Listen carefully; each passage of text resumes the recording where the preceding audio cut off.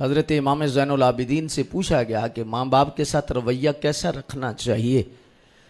فرمایا جیسے غلام کا رویہ آقا کے ساتھ ہوتا ہے، بیٹے کا رویہ باپ کے ساتھ وہ ہونا چاہیے۔ یہ تب فیض ملتا ہے۔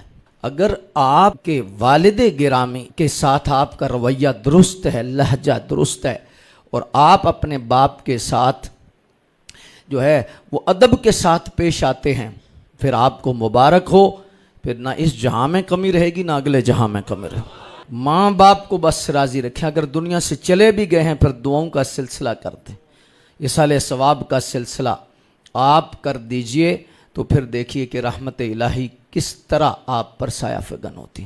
آج سب سے زیادہ ضرورت ہماری بڑی جو اولاد کی ہماری نوجوان نسل کی ہے کہ ان کا رویہ ماں باپ کے ساتھ درست ہو، ان کا لہجہ ماں باپ کے ساتھ درست ہو۔ ایک بزرگوں سے کسی نے پوچھا کہ خدا کے فضل کی سب سے بڑی علامت کیا ہے؟